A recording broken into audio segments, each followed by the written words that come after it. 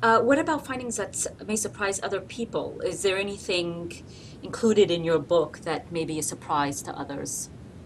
Well, yes. Interestingly, when I talk about domestic violence and I present on the needs of male victims, for example, which has been a controversial topic, less so these days, um, I find that people are willing to accept that. I think a lot of victims advocates who are used to working with women, once you talk to them about the needs of male victims, most of the time they get it and they're willing to open their minds and entertain the possibility that this is a population that they should be working with just as much as with the heterosexual women. But um, the one thing that people seem to have a real hard time comprehending or believing is the huge rates of mutual abuse. Uh, the research is overwhelming.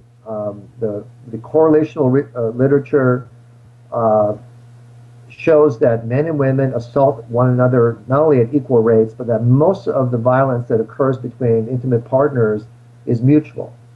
About 70% is mutual. And that's only looking at physical acts of violence. In other words, where there's domestic violence, about 70% of the time, both parties are hitting each other or pushing each other. If you include in that equation the amount of verbal abuse and other forms of emotional abuse that go on in dysfunctional and abusive relationships, then the level of mutuality is even higher. So, yes, there are individuals who, of course, who are victims of domestic violence, who are in a relationship with someone that's the primary or predominant aggressor.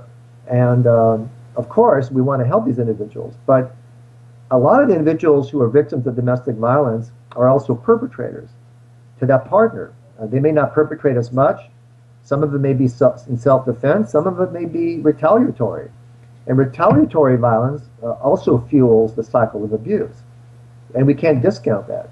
Furthermore, individuals who are victimized by their partners often are violent towards others in the family. So, for example, the mother whose husband is hitting her may be hitting the children, and the children may be hitting each other, which is why I think increasingly social workers and others working in the field of domestic violence are looking at domestic violence as a systemic and family issue.